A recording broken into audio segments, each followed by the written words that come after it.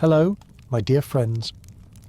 If you thought that medieval kings only knew how to rule, marry, have children, and attend banquets, then you probably have never heard of them having sex with corpses, using menstrual blood as a love potion, or demanding sex slaves to serve them even when they were dying. These acts that are considered disgusting, immoral, and even illegal in modern society were once covered up as part of the sacred royal ritual. Each layer of the palace's velvet curtain will gradually be lifted, revealing secrets that will both shock and captivate you. Tonight, let's step into the royal chambers and uncover the darkest side of medieval power. So, before you get comfortable, take a moment to like the video and subscribe, but only if you genuinely enjoy what I do here.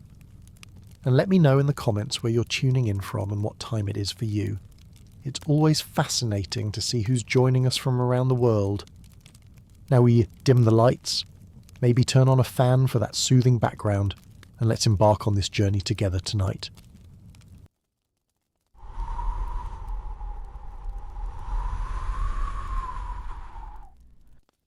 If anyone thought medieval royal families only used prayers and herbs to treat their illnesses, they would be wrong. In some courts, when a king or prince got sick with a disease people now believe to be syphilis, he was told to lie with a virgin, not as a matter of pleasure, but as a supposed cure. The belief was simple but disturbing. It said that the fresh, untouched body of a young girl could pull the sickness out of the royal man and take it into herself. That way, the man would be restored and the disease would be gone. The idea came from fear and desperation. Royal families feared illness more than anything else. Doctors of the time had little understanding of disease, and treatments were often based on superstition or tradition, not science. Some thought bathing in goat's milk would work, others tried leeches, but when those didn't help, the suggestion to find a virgin was offered like it was medicine, and once the king or prince accepted it, the search began. Girls from poor families were the first ones taken. Some were orphans, some were daughters of servants. A few were picked up off the streets. No one asked them what they wanted. They were told they had been chosen to help the royal family. That was all. The families who gave them away either had no idea what was going to happen or didn't care. In many cases, they were paid in grain, tools, or fabric. What happened to the girl afterward didn't matter. The girl would be washed, dressed in a clean tunic, and brought into a chamber. The room would have scented candles and soft sheets, as if that made anything better. The man in the bed was usually sweating and weak. Sometimes he was covered in sores, but she had no choice. She was told to lie beside him. Sometimes it happened once, other times. The girl was made to return again and again, and if the man did not get better, another girl would be brought in to replace her. In those rooms, virginity was not a virtue. It was a tool, like a knife or a sponge. Once the girl was used, she was often discarded. Some were sent to convents. Others were pushed out of the palace with a few coins and told not to come back. A few got pregnant. If that happened, the child was rarely acknowledged. The girl might be punished for it. No one blamed the royal man. The shame always fell on the girl, even though she never had a say in what happened. In some places, the practice became routine. Court officials would quietly keep track of girls who fit the description. They had to be young, healthy, and silent. That last part mattered most. A girl who made noise, asked questions, or cried was considered troublesome. Those who obeyed without question were seen as ideal. Some were used more than once, not because anyone cared for them, but because they had learned not to resist. Slaves had it even worse. They didn't even need to be tricked or paid. They were just ordered. A nobleman with sores on his body and pain in his joints would call for a slave girl as if calling for food. She would be brought in, sometimes still bruised from previous beatings, and told to please her master. There was no thought of her safety or health. She was not seen as a person. She was a vessel, a tool, something to be used and then sent back to the corner of the palace where the others slept. The fact that these men believed disease could be cured by harming a child shows just how twisted royal thinking could be. In royal medicine, Nothing was questioned if it served the man at the top. If a noble or king said it worked, no one argued. Servants followed orders. Guards stood outside the door. No one wrote anything down. No one asked what happened to the girl. As long as the king felt better the next day, everything was considered successful. Some doctors encouraged the practice. A few even said it was a sign of the gods' favour that such a cure existed. These same men would refuse to treat peasants, but had no trouble recommending a poor girl's body as treatment for the royal family. The church, too, stayed silent. They preached purity from the pulpit, but looked away when the king wanted something. No priest ever stopped the process. A few even gave quiet blessings before the act began. Looking at it now, it feels less like history and more like a crime that never got punished. This was not a rare event. It happened in multiple kingdoms, with different rulers and under different banners. What they all had in common was power, the kind of power that made everything possible, even the unthinkable. These acts were hidden behind walls and drapes, but everyone in the palace knew. They just chose not to see. By the time the girl left the palace, she was no longer the same. Some returned home with injuries or sickness. Others never spoke again. A few took their own lives, but their stories never made it into books or scrolls. They were forgotten as quickly as they were taken. To the royal men, these girls were like temporary medicine. Once used, they were replaced. As torches burned low in the hallway and the chambers fell quiet, another girl might be standing outside a door, holding her breath, trying to understand what was happening. She would step inside because she was told to. She would do what was asked because she couldn't say no. She would carry the memory, but no one would ever ask her about it. In the next part, we will look at how royal daughters were forced to prove their virginity before marriage, and how honour was often measured by what their bodies could show. The girls who were used as cures for disease were not the only ones whose bodies were controlled by royal customs. Even the daughters of kings and queens had to go through painful and humiliating rituals. A princess might grow up in silk gowns, eat from golden plates, and be taught to speak multiple languages. But before her wedding day, everything came down to one thing: whether her hymen was still intact. The fear of lost honour pushed royal families to demand physical proof of something that should never have been public. In many royal courts, it was required that a princess go through a virginity inspection before her marriage. The ceremony could be formal or quiet, depending on the country and time, but it always involved other people looking at her body, especially the part that should have been left private. She had no say in it. She could not refuse.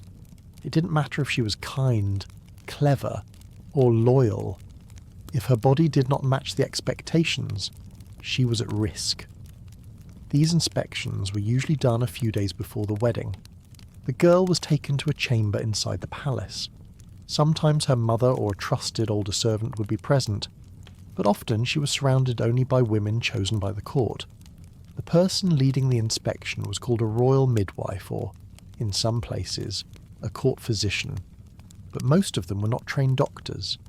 They were women who had performed this job many times and were trusted to report honestly to the king.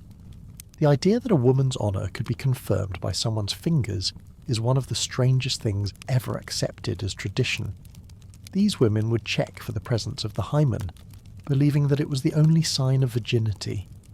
They didn't consider that some girls were born without one, or that it could break for many innocent reasons. No, they were told to find it, and if they couldn't, the girl was considered impure. The report would then go to the king, the groom's family, and in some cases, even the church. If the inspection passed, the wedding continued. The girl was seen as worthy of marriage, but if there was doubt, everything changed. A failed inspection could mean being sent away to a convent or banished from court. In more severe cases, especially if the royal family felt shamed in front of their allies, the punishment could be death. There are stories of princesses being poisoned or quietly executed because they were believed to have lost their virginity before marriage. Sometimes the accusation wasn't even true. Some families repeated the inspection more than once, using different women to check, hoping for a different result. Others forced the girl to swear on a holy book that she had never been touched. But even if she swore, it didn't always matter. Compared to modern standards, this would be like forcing a young bride to undergo a public body scan before walking down the aisle. To prepare for the inspection, many girls were kept away from men for years. Some were locked in towers or guarded by women day and night. Every male servant was removed from the area. The fear of losing the royal honour was stronger than any sense of comfort or trust. Parents believed that a daughter's body carried the reputation of the whole family, and so they controlled it as if it were property. In some courts, the inspections became ceremonies. Women from noble families were invited to watch. They would gather in a chamber, dressed in their finest clothes, and wait for the moment when the girl was brought in. She would be asked to lie down on a bench or stand on a stool, depending on local custom. Then the royal examiner would begin her work while others observed in silence. The girl was not allowed to cover her face. Her expression was part of the judgment. What troubles me most is how no one seemed to care about what these girls felt. After the inspection, the results were often announced immediately. If she passed, she might be hugged and congratulated. If she failed, she was removed quietly, and the guests would be told that the wedding was delayed. Rumours would spread in the court, servants would whisper, and the girl would never return to public life in the same way again. Some girls tried to fake their virginity by bleeding during the wedding night, using small animal bladders or bits of sponge soaked in blood. Others would ask servants to help them insert thin membranes made from pigskin to mimic the hymen. But these tricks were risky. If caught, they faced worse punishment. And even if they weren't caught, the guilt often stayed with them for life. The women who performed these inspections rarely questioned what they were doing. They had been raised in the system. They were told it was their duty. Some felt pity, others did not. They focused on the task and avoided looking into the girl's eyes. It was easier that way. When the inspection was over and the room was cleared, the girl would often sit alone for hours, trying to understand what had just happened. She might still get married, she might be sent away, but either way, something inside her had changed. Not just her body, but her trust in the people who were supposed to protect her. No matter how well a girl behaved or how much she followed the rules, one false move or one mistaken inspection could destroy everything. As the palace servants cleared the room and the candles burned low, another girl somewhere else in the kingdom might be preparing for her own inspection. She would be told it was tradition, that it was important, that it had always been done. But she would know, deep down, that none of it was really for her. In the next part, we will look at the marriages between close relatives inside royal families and how incest was seen as a way to protect the bloodline, even when it caused more harm than good. The fear of losing a throne was stronger than most emotions in medieval royal families. A king might trust his soldiers, his ministers, or even his sons. But when it came to the bloodline, he trusted only one thing: family. To keep the royal blood pure, many kingdoms arranged marriages between close relatives, cousins, half-siblings, even uncles and nieces were matched, not out of love or personal connection, but out of duty to the throne. The goal was always the same: make sure the crown stayed in the hands of someone with the right last name. In some royal families, it was common for cousins to marry each other. These marriages were often planned from the time the children were born. If a king had a daughter and his brother had a son, they would agree that one day the two children would marry. It didn't matter that they were related. It was seen as an advantage. The families were already connected, so there would be no fighting over power. Everything stayed in the same hands. The idea was that blood was stronger than anything else. Bringing in someone from another family, even a noble one, was seen as a risk. That new person might want to claim land, titles, or influence. By marrying inside the family, the royals thought they could avoid all of that. They believed it was safer to share a bed with a cousin than a throne with a stranger. It's strange how the people who feared outsiders the most were often sleeping with their relatives. These cousin marriages were not always between adults. Some were arranged between children, sometimes before they could even walk. Two toddlers from the same royal line would be betrothed with a ceremony, and everyone would smile as if it were a happy moment. When they got older, they had no choice but to follow through. Some were married by the age of 12 or 13. A few were forced into their roles even younger. There are records of royal families pushing even further. In some cases, kings were accused of having children with their daughters. It was not always proven, but the rumours were strong enough that they appeared in documents and stories of the time. One king was said to have taken his daughter as his second wife after the queen died. Another was rumoured to have fathered children with multiple half-sisters. The court would stay quiet, but everyone knew. Servants, scribes, and guards all saw things they were never allowed to repeat. When questioned, these families often gave the same answer. They said it was necessary to keep the line pure. They believed that if royal blood mixed with common blood, the kingdom would suffer. They feared curses, illness, and rebellion. But by keeping the blood within the same family, they thought they could stay close to the gods, or at least close to power. Of course, the results were not always good. These marriages between close relatives often led to health problems. Children were born with weak bones, poor eyesight, or mental disabilities. Some never lived past infancy. Others became kings or queens but struggled to rule because of constant sickness. In today's world, we call that inbreeding and know it causes long-term harm. Back then, they called it tradition. The children in these families didn't have a say. A prince might grow up knowing he would marry his cousin. A princess might be told that her half-brother was going to be her husband.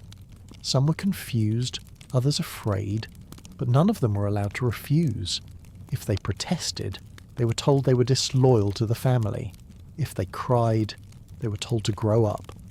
There were also political reasons for these pairings. In some kingdoms, the rule stated that only those of royal blood could inherit the throne. If no eligible candidate could be found outside the family, the court would look inside.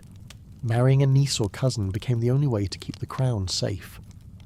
Even when a suitable outsider existed, they were often ignored in favour of someone with a closer bloodline. Some historians believe that these unions were more about control than love or purity. By marrying within the family, a king could keep his children close and his enemies far. He didn't have to worry about rival families growing too powerful. He didn't have to divide land or share secrets. Everything stayed within the same walls. What stands out most to me is how the children became tools, arranged like pieces on a chessboard, without ever being asked what they wanted. As generations passed, the effects of this system became clear. Royal portraits began to show faces with the same features repeated too often. The family trees became twisted and confusing. Some kings had more titles than sense. Some queens married men who had once been raised as their brothers. The lines between parent, sibling, and spouse blurred until no one outside the palace could tell who was related to whom. Even worse, some of these marriages were not just close in blood, but close in age and location. A girl raised beside her cousin was later told to share his bed. A boy who had played games with his aunt's daughter was forced to call her wife. The emotional confusion was deep. They were told it was normal. They were told it was for the kingdom. But inside, many of them carried the weight of knowing something wasn't right. At court banquets and ceremonies, these couples smiled and played their roles. Behind the walls, they often lived separate lives. Some barely spoke to each other outside of required appearances. Others were deeply unhappy. A few tried to escape the system, but most accepted their fate. It was what they were born into. It was what was expected. As the firelight flickered across painted ceilings and quiet halls, another royal child might be sitting in her chamber, holding a wedding dress that had been sewn for her since birth. She would not know what love meant. She would only know duty. In the next part, we'll explore what happened when death entered the picture, and how some kings believed that a queen's body could still serve a purpose even after she stopped breathing. Some royal customs were created to protect power, others to keep bloodlines pure. but a few crossed into something even darker.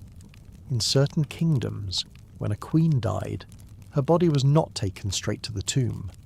It was kept inside the palace for days, not just for mourning, but for something far more disturbing. Some kings believed that death did not end their bond with the queen, especially when it came to the marriage bed. These kings wanted to lie one last time with the body of their dead wife, not symbolically, but physically. They saw it as a farewell act, a final confirmation that she still belonged to them even after her last breath. Some called it a ritual, others called it madness, but it happened often enough to be written in court records and whispered among servants. The body would be placed in a special room, separate from the main halls. The windows were closed, and the doors were guarded. Only a few people were allowed inside. The Queen's body was dressed in fine clothes, and perfumes were used to mask the early signs of decay. Sometimes, her hair was combed and decorated with pins and jewels. The idea was to make her look as close to life as possible, even though everyone knew she was already gone. It's hard to imagine a more twisted version of a goodbye than a king crawling into bed with his dead queen. The king would enter the room alone. No one was supposed to know what happened after the door shut, but many guessed. In some cases, the servants were ordered to prepare oils, cloths, and even clean sheets. These were not needed for mourning. They were meant for something else. When the king came out, no one asked questions. He would walk down the hallway, silent and pale, while the guards quietly opened the doors for fresh air to return. The body was usually kept for 3 or 4 days before burial. During that time, the king could return to the room more than once. He might sit beside her, speak to her, or lie beside her again. It was all treated as part of a farewell ritual. No priest would interfere, no court advisor would object. The pain of the king was seen as sacred, and anything he did in private was accepted. Some kings even gave instructions to delay burial if they felt the ritual was not complete. They would say the queen needed more time for her soul to find peace, but the real reason was known to those closest to the royal chambers. The queen was not allowed to leave until the king said so, even in death. Not every king behaved this way, but the ones who did left behind enough stories for future generations to record. One king in Eastern Europe was known for keeping his wife's body in bed with him for a full week. He refused to let anyone enter the room. The smell eventually became too strong to hide, and only then did he allow the funeral to begin. Another king had a private room built under his palace, just for the purpose of keeping his wives' bodies after death. It was described in old documents as a place of memory, but many believed it was something else entirely. There were even rumours that one of his wives died during childbirth, and he spent 3 nights beside her cold body, calling it a holy act. If this happened today, the palace would be surrounded by police and forensic teams. Back then, it was just another chapter in the royal story. In many ways, these acts came from the same place as the rules about bloodline and marriage. The king believed that his wife belonged to him completely, in life, in death, and even beyond. Her body was still seen as his property, and no one had the courage to tell him otherwise. The servants obeyed, the priest stayed quiet, the family looked away. Some records from palace scribes describe the events in careful, polite words. They use phrases like ritual closure or final union. But the meaning is clear. A man, unwilling to let go, turned his wife's corpse into something that served his desires, whether it was out of grief, madness, or a sense of power. No one could say for sure, but it was accepted, and that's what makes it so disturbing. There were also beliefs at the time that this final act could help the queen's soul cross into the next life. By lying with her one last time, the king was said to seal her passage. It was meant to bring peace, both to her and to him. But peace does not usually involve locking a room and keeping a corpse dressed in lace and pearls. What bothers me most is not just what the king did, but how everyone else allowed it to happen. In some cases, the queen's body was not even buried after the ritual. It was placed in a sealed tomb inside the palace. The king would visit it from time to time, leaving behind gifts or speaking to the stone. Some said he still believed she could hear him. Others thought he was waiting for death to join her and repeat the act again. Not all queens were treated this way. Some were buried quickly, with a proper ceremony. But when a king chose the other path, no one dared to stop him. Power made everything acceptable. Even love turned into something cold and forced. As the candles melted down in the sealed room and the walls held in the silence, another royal woman somewhere in the kingdom might have heard the story and wondered what would happen to her one day. Would she be remembered with prayers and flowers, or with locked doors and strange rituals in the next part? We'll look at how sex became part of royal religious offerings, and how kings and queens were expected to perform intimate acts as part of public sacrifices to the gods. Not all royal sexual rituals happened in secret chambers. Some took place in front of others, during events that were meant to look like religious ceremonies. In a few medieval courts, there was a belief that fertility and royal power came from the gods, and to keep that connection strong, physical acts had to be offered back to those same gods. This led to rituals that combined sex and worship, carried out by people from the royal family on important days of the year, in certain palaces. Holy festivals were marked with what they called a sacred union. The belief was that the land, the crops, and the people's health depended on the king's ability to connect with divine forces. To do that, he had to perform what they called symbolic intercourse, often in front of an audience of nobles, priests, and trusted palace staff. The woman chosen to participate was usually of royal blood too. Sometimes she was the queen, other times a high-ranking noblewoman, and occasionally a young relative selected just for that purpose. The act was seen as more than physical. It was supposed to show the gods that the king was willing to give a part of himself in return for blessings. The woman was considered a stand-in for the goddess of fertility. The idea was that by uniting their bodies, they were copying what the gods had done in the sky. But it was not just a performance. Many of these rituals were real, physical, and sometimes even repeated each year. It's hard to believe people once clapped for sex, as if it were a rain dance. The location was usually inside a private temple within the palace walls. The room would be prepared days in advance. Flowers were hung from the ceiling. Fresh linens were placed on the altar or the ritual bed. Scented smoke filled the space, and priests stood by to chant prayers. The king would arrive wearing ceremonial clothes, often bare-chested or wrapped in thin robes. The woman would be dressed in white or gold, depending on the season. As part of the ritual, the couple would lie together while the priest continued chanting. No one spoke. No one moved unless they were told. In some versions of the ceremony, the priest would collect the king's semen afterward using a cloth or a special cup. It would then be placed on the altar or sprinkled onto sacred objects. This was supposed to bring divine energy into the temple and protect the kingdom for another year. Some palaces even had permanent staff assigned to these tasks. There were servants who cleaned the ritual room, prepared the oils, and managed the clothes used in the ceremony. They were trained to remain silent and not make eye contact. Everyone involved knew their role, and the line between worship and obedience became very thin. If someone tried to film a religious sex scene in a modern church, the entire country would protest. But back then, it was just another royal duty. The woman who took part was not always given a choice. Even if she was royal, refusing to participate could be seen as an insult to the gods. Some queens accepted the role because they wanted to appear strong and devoted. Others went along with it because they were afraid.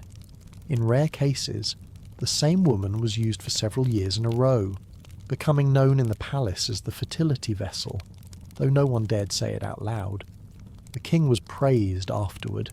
He was seen as powerful, generous, and spiritually strong. People believed that the more committed he was during the ritual, the better the harvest would be. Some kings took pride in this role, and even invited foreign guests to witness parts of the ceremony, especially during alliances or treaty signings. It was a strange form of diplomacy, but one that was taken seriously at the time. There were also cases where the ritual wasn't limited to one couple. On certain holidays, multiple pairs were chosen, including nobles, priests, and even guards. They were matched based on rank and bloodline, and their unions were meant to mimic the structure of divine relationships. Everything was controlled: who participated, when it happened, and how the seed was handled afterward. None of it was accidental. The strangest part for me is how ordinary people believed their fate depended on whether a king reached climax during a temple ritual. Written records from these courts describe the process in great detail. They list the names of participants, the chants used, and even the exact timing of each step. Some kings had personal scribes who kept notes during the ceremony, later turning them into official archives. These documents still exist in fragments, found in monasteries or buried beneath old palaces. Over time, some of these rituals were replaced by more symbolic acts. The couple might lie together under a blanket without touching, or the king would pour water onto the altar instead of offering semen. But in the earlier centuries, the physical act was real, and it carried heavy meaning. It was not about love. It was not even about pleasure. It was about showing the gods that the king was worthy of their favour. The servants who cleaned the ritual room after the event rarely spoke of what they saw. They knew better.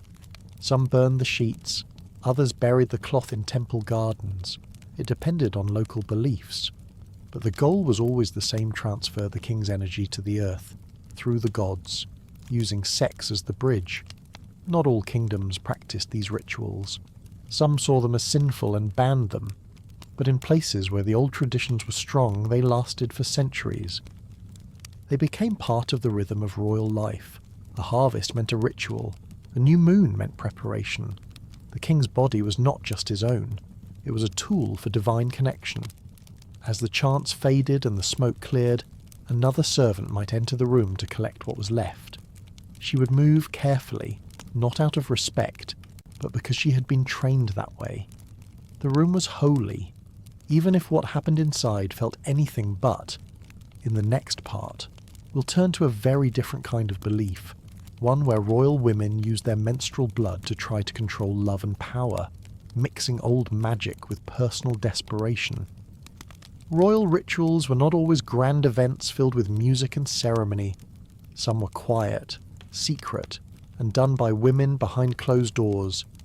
In many medieval courts, noble women believed that their blood had power, not the kind spilled in battle, but the kind that came every month.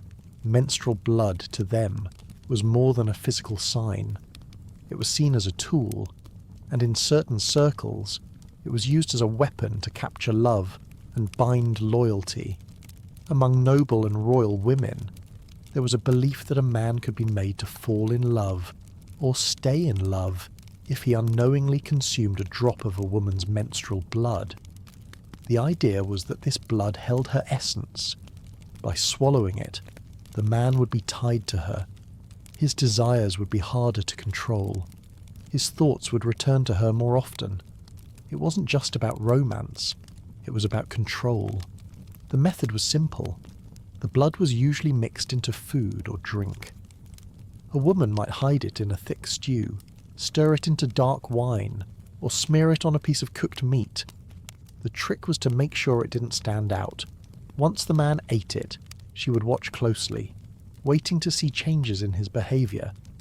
If he returned to her chamber more often or spoke more kindly, she believed it had worked. It's funny in a grim way. While kings were sprinkling semen on altars, queens were stirring blood into soup. This belief wasn't just something peasants whispered about. It reached high into the ranks of royalty. Some queens, desperate to keep the attention of a wandering husband, were said to have used their blood in his meals. A few even involved servants, asking them to help prepare the dish in just the right way. The risk was high. If discovered, the punishment could be severe. But many believed it was worth trying, especially in a palace where affection often faded quickly. In some cases, the blood wasn't fed to a man, but placed directly onto sacred objects. There are stories of royal women smearing their menstrual blood onto statues of saints, crosses, or religious relics. They thought this would turn the divine gaze toward their personal wishes. Instead of praying with words, they left a physical trace of their body behind, The act was hidden, done at night or in private chapels. A few of these events were recorded, not because they succeeded, but because they were discovered. One queen was caught wiping blood onto a wooden crucifix. The priest who found it reported her to the court, and she was accused of blasphemy. In another court, a noblewoman was said to have soaked a strip of cloth in her blood and tucked it into the bedding of a man she hoped to marry. When it was found, she claimed it was an accident, but few believed her. Despite the risks, the belief didn't disappear. It was passed down from older women to younger ones. A mother might whisper it to her daughter before marriage. A midwife might mention it during childbirth. It became part of the hidden knowledge that women shared when no one else was listening. If a modern woman admitted to doing this, she'd probably end up in the news or a courtroom. But for many medieval noble women, it was just another recipe for survival. Not all attempts were done out of love. Some women used it to get revenge. If a man had betrayed them or insulted their family, slipping blood into his meal was a way to gain the upper hand. They believed it would make him weak, confused, or unable to love anyone else, whether or not it truly worked. The belief gave these women a sense of power in a world that offered them very little control. The church strongly opposed these actions. Clergy called it witchcraft. They said menstrual blood was unclean and should never touch anything holy. But the more they spoke against it, the more it happened in secret. Royal women learned to be careful. They kept their clothes hidden. They burned stained sheets. They trained servants to keep quiet. The ritual became more about secrecy than spirituality. Some scholars today believe the whole idea was symbolic. The blood represented life, fertility, and inner strength. By offering it in such a personal way, women were claiming a form of influence that men could not take from them. But in the medieval world, it was never explained like that. It was just something that was done, believed, and passed on. What strikes me is how even queens, who seemed to have everything, still felt the need to hide blood in food just to hold on to someone.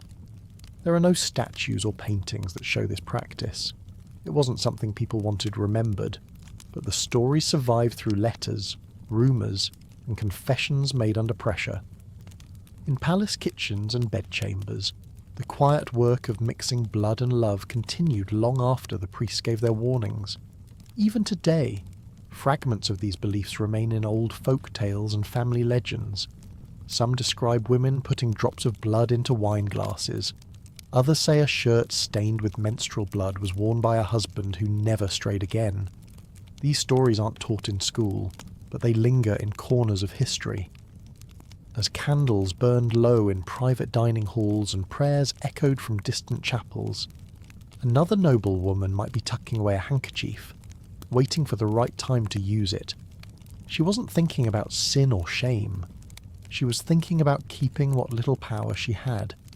In the next part, we'll examine how royal men were allowed to masturbate in front of altars and courtiers, not in secret shame, but as part of a strange ritual meant to show strength and fertility. Royal rituals didn't always happen behind closed doors. In some medieval courts, acts that most people today would consider private were done openly, in the name of strength, purity, and divine favour. One of the strangest practices was the public masturbation of kings and princes. It wasn't treated as sinful or shameful. It was described as a rite of purification, or sometimes even as a form of offering. These acts often took place in temples or palace shrines, not hidden, but with full permission and participation from others in the court. The belief was that semen, like blood, carried power. When a king stood before a statue of a god and pleasured himself, it was supposed to be a way to show the gods that he was still strong, fertile, and fit to rule. It was not about desire, it was about display. His climax was seen as a symbol of abundance. Just as land had to be fertile, so did the king. If he could release his seed in the presence of the gods, the people believed the harvest would be good, and the kingdom would remain stable. These rituals usually took place at the start of a new season, during an eclipse, or after a long illness. Sometimes the king did it alone, with only a priest watching. Other times, it was done in front of the full court. The king would stand on a raised platform, often in front of a statue of a male deity, and perform the act slowly and deliberately. There was no laughter, no discomfort. Everyone was told to remain still and respectful. It's hard to say what's more awkward, watching your king touch himself or pretending it's completely normal. This wasn't just done once or twice in history. Some royal courts had it written into their seasonal calendars. The act was called a rite of renewal or cleansing, depending on the kingdom.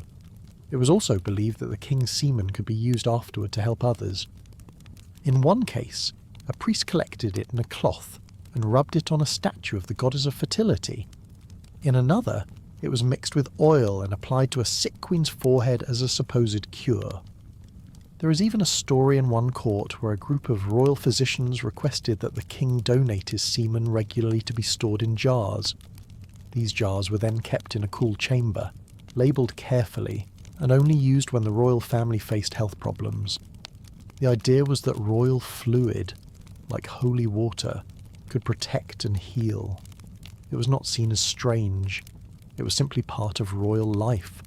Some princes were expected to do the same when they reached a certain age. Their first public release was treated like a rite of passage. Fathers watched, ministers watched, and afterward, the boy was blessed and given gifts. It was believed that if a prince could not perform this task, he was not ready to lead. Some failed and were shamed. Others succeeded, and their names were celebrated in quiet ceremonies. This act was also used as a test during negotiations. In rare cases, a visiting prince or nobleman was asked to prove his strength in the same way, as a gesture of alliance. If he agreed, it meant he trusted the kingdom and honoured its gods. If he refused, the court considered it a sign of weakness or offence. If any modern politician tried this during a press conference, they'd be escorted away in seconds, but in some medieval palaces, it earned applause. There are records of nobles standing in silence while the king completed the ritual, then bowing afterward. No one was allowed to speak during the act. Any noise could be punished. The walls of the temple were decorated with carvings of fertility symbols, and soft music played from the far side of the room. Some kings insisted that their act take place at sunrise, with light shining directly onto the statue in front of them. The idea behind all of this was simple.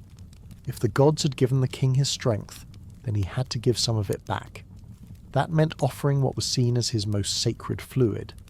To them, semen was not something to hide. It was a part of royal duty, and if the king refused, it was said that the land would dry, the people would grow sick, and war would come to the gates. A few court scribes described the ritual in detail. One wrote about the scent of the room, the silence of the court, and the exact moment when the king's hand paused before finishing. Another described how the statue was washed afterward with wine and cloth.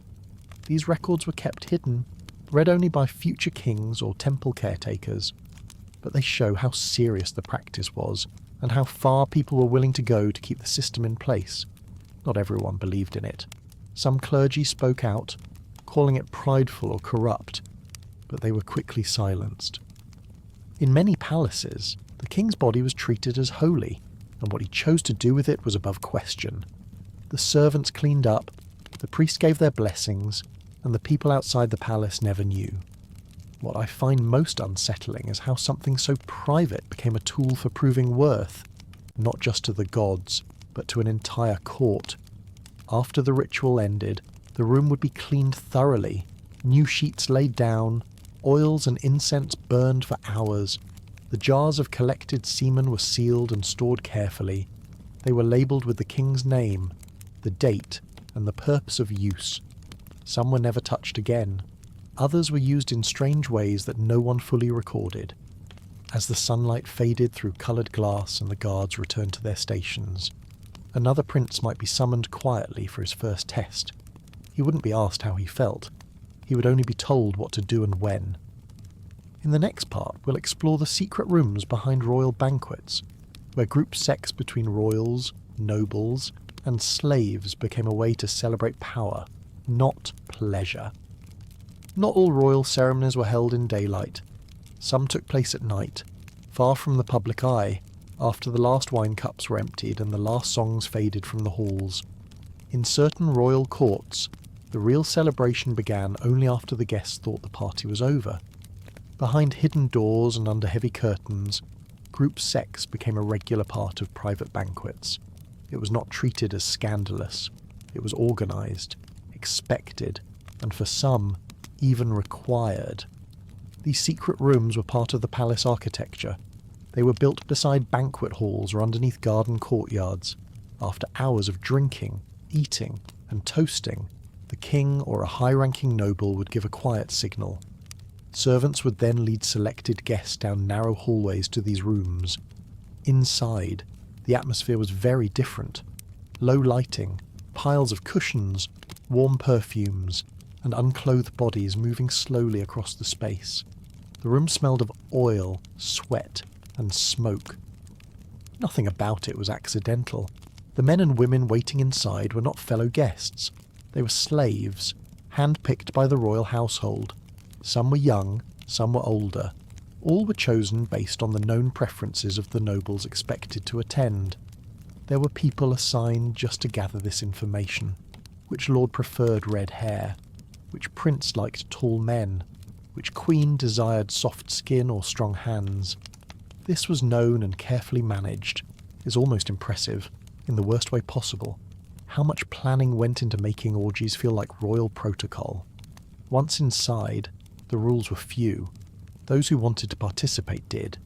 Those who didn't could watch or leave quietly. But most stayed. They believed it was part of court culture. Refusing would offend the king or show disloyalty. Some joined because they were curious. Others joined because they were drunk. And a few joined because they had no choice. The line between pleasure and power was never clear. The slaves, on the other hand, never had a choice. They were told where to stand, how to act, and who to please. If they failed to satisfy a guest, they could be punished later. Some were trained from a young age to perform in these settings. They were cleaned, perfumed, and dressed in thin fabric that could be removed easily. Some were decorated with rings, chains, or painted skin. Their role was simple: serve without question. There are records describing these rooms in detail. One account talks about silk-covered beds arranged in a circle. Another describes benches with carved handles, placed at different heights. Wine was poured constantly. Music played softly in the background, and guards stood at the door to make sure no one entered without permission. Some nights, the gathering stayed small, limited to a few trusted guests. Other times, it expanded into a full court ritual. Everyone who held power participated. There are mentions of kings watching from raised platforms while others engaged below. In some cases, the king joined in. In others, he simply chose who would go with whom. It was treated like a theatre, except the actors were real and no one was pretending.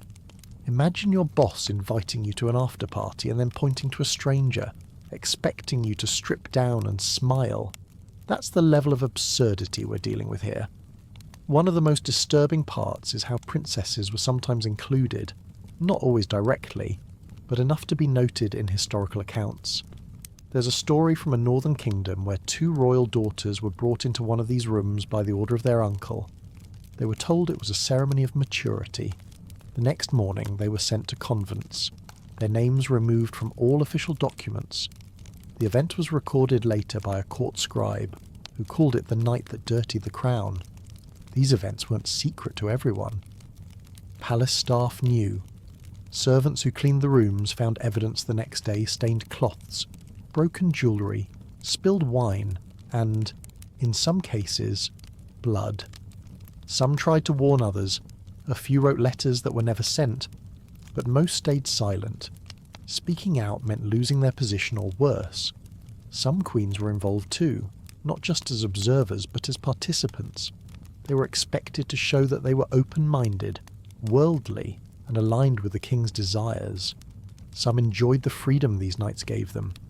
Others hated every moment and later wrote about it in private journals. many of which were destroyed or hidden for centuries. What stays with me is the silence that followed these nights, the way the palace returned to normal as if nothing had happened. By sunrise, the cushions were collected, the floor swept, and the doors locked again. At breakfast, no one spoke of what had taken place. They returned to their formal clothes and practiced smiles. But underneath, the memory lingered. For some, it was a badge of belonging. For others, a scar. These group encounters weren't just about desire.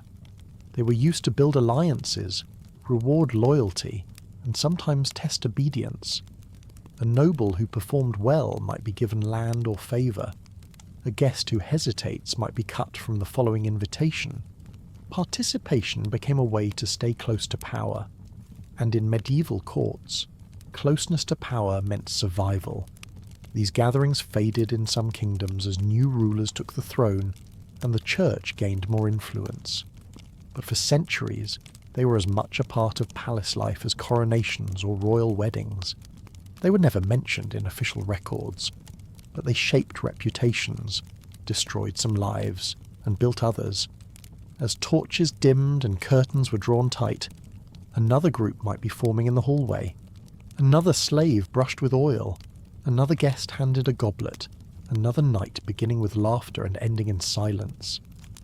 In the next part, we'll look at how royal men were allowed to force themselves on chosen women in the name of transferring strength, and how those women were punished if they dared resist. Behind the stone walls of medieval palaces, not every royal act was dressed in silk or cloaked in ritual. Some were brutal, simple, and done in the name of something called strength.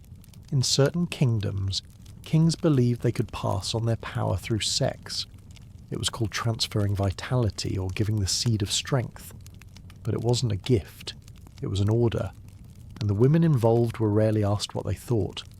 The belief was rooted in the idea that a strong ruler could create strong heirs, not just through blood, but through energy. To pass that energy forward, the king had to choose a woman and lie with her at the right time, usually after a military victory, a coronation, or a religious feast. The chosen woman was expected to receive this honour in silence. She did not ask why. She did not refuse. Because refusing meant punishment, and punishment could mean exile or worse. Most of the women chosen for this so-called blessing were slaves or low-ranking servants. Their bodies were considered available. Some were selected based on appearance. Others were picked at random. Once chosen, they were bathed, dressed in clean linen and brought into the king's private room. Sometimes they were blindfolded. Other times, they were forced to kneel. No one explained the ritual. It was not about ceremony. It was about control. Calling forced sex a blessing doesn't make it any less violent. It just makes the people saying it sound ridiculous. Once the act was done, the woman was watched closely. If she became pregnant, the palace staff began a new phase of observation. She was given better food, softer bedding, and sometimes even a midwife to monitor her health. But this care had conditions. It was only valuable if she gave birth to a boy. A son meant success, a daughter meant failure, and failure came with a price. In some kingdoms, if a woman gave birth to a girl, she was quietly removed. Some were sent to nunneries. Others disappeared without a trace. Some documents mention certain cleansings after royal rituals, terms that suggest forced abortions or executions. A few were allowed to live if the king took pity. But pity was rare in courts where bloodlines mattered more than lives. If the child was a boy, the woman was sometimes promised freedom, but even then, it was not guaranteed. She might be sent away with the child, or kept locked in a small wing of the palace where no one saw her again. The boy, if healthy, would be raised by other women, never knowing his mother. She had done her part. Her value had expired. What makes this practice worse is that no one inside the court questioned it. The king had the right to choose. The woman had no right to object. Even if she cried, begged, or resisted, her voice was ignored. The court called it tradition. The priest called it necessary. The scribes called it a form of sacred duty, but for the women, it was something else entirely. If this were written into a royal law today, the outcry would shut down an entire government. In medieval courts, it earned applause. There are accounts of kings bragging about how many children they had fathered through this ritual. Some claimed they had spread strong blood across villages. Others insisted they had healed the land through these acts. No one stopped to ask what the women thought. Their names weren't recorded. Their pain wasn't written down. They were just numbers in someone else's story. The servants who prepared the women often stayed silent. A few left clues in their personal letters, describing the fear in the girls' eyes or the shaking in their hands. But those letters rarely made it outside the palace. Talking about the ritual was dangerous, and no one wanted to risk being chosen next. Some queens knew what was happening. A few supported it, believing it helped keep the king focused. Others hated it but had no power to stop it. In one court, a queen was said to have ordered her ladies-in-waiting to block the doors during one such ritual. She was later punished, stripped of her title, and sent away. After that, the palace made sure the doors stayed open. What disturbs me most is how these women were seen as tools, used once and then discarded, while everyone around acted like it was normal. The idea of passing strength through sex didn't stay in one kingdom. It moved between courts, adapted to local customs. Some called it the seed ritual, others named it the blessing of the throne. But the core idea was always the same: the king had power, and women were just containers for that power to move forward. Not all women became pregnant. Some were blamed for this and punished again, as if it were their fault the ritual didn't work. In a few courts, herbs were forced into their mouths to cleanse their bodies after failure. These herbs caused vomiting, bleeding, and sometimes death. The ritual had failed, and so had they. The rooms where these acts took place were usually small, plain, and locked tight. A few had carved walls showing scenes of animals mating, as if to justify what was happening inside. The bedding was replaced each time, the sheets burned or buried. No one spoke of the room, but everyone knew where it was. As night settled across the courtyard and the torches flickered in their brackets, another girl might be walking down a quiet hallway, unaware that her name had just been chosen. Her body would be prepared, her door would be unlocked, and her voice, if she had one, would not be heard. In the next part, we'll see how the idea of sexual energy spread even further, with some royal women ordered to lie with soldiers, not out of desire, but to absorb what was seen as masculine strength from the lower classes. Not all sexual rituals in royal courts were about kings proving strength or spreading bloodlines. Some involved queens. In a few kingdoms, there was a belief that royal women, especially queens or high priestesses, needed to balance their energy with that of the common people. The idea came from old spiritual teachings that said a woman's power could become stagnant if it stayed inside palace walls too long. To prevent that, she needed to absorb new energy, and the way to do that was through sex with someone far outside her rank. This was not done in secret or treated as a scandal. It was part of a carefully managed ritual. The queen would choose, or be assigned, a palace guard, someone young, healthy, and unknown to her. He would be brought into a special chamber, usually once a month, during a set phase of the moon. Before entering, he would be bathed, perfumed, and then blindfolded. The blindfold wasn't just for privacy. It was meant to ensure that the man could never claim to have seen the queen's face, even by accident.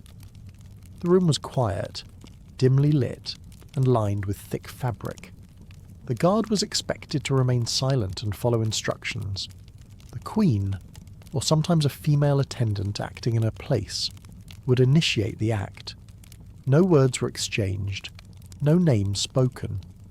When it was over, the guard was taken out through a side door, dressed, and returned to his barracks. He was not allowed to speak of what had happened. In many cases, he was sent away the next day to serve at a distant outpost. It says something strange about a system when the most intimate act between two people feels more like a scheduled delivery than a shared experience. The belief behind this practice was based on the idea of yin and yang, or in some cases, sun and earth. The queen, surrounded by noblemen, priests, and women of high birth, was seen as too full of refined energy. To remain grounded and fertile, she needed raw, earthly force, something that only a man from the lower classes could provide.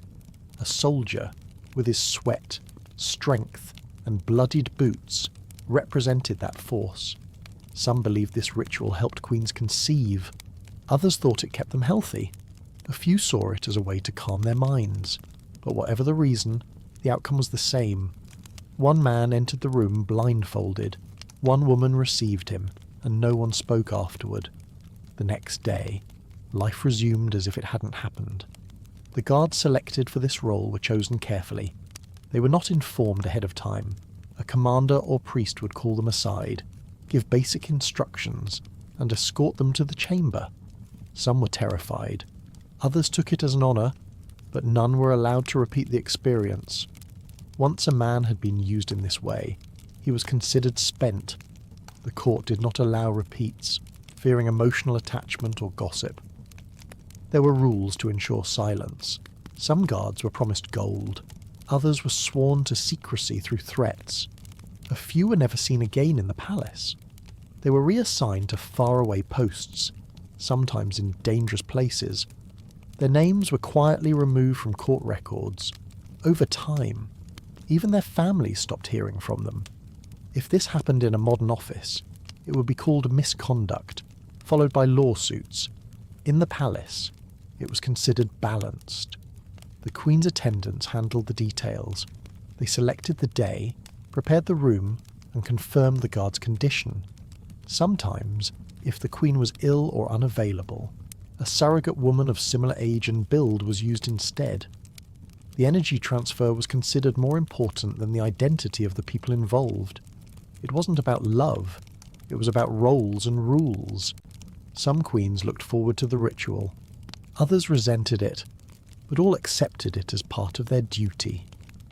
Refusing meant questioning old beliefs, and in courts built on tradition, that was dangerous. A few queens tried to end the practice. One was said to have sent back 3 guards in a row without touching them. She later fell ill, and her advisors claimed it was punishment from the spirits. Palace records mention these rituals only in passing.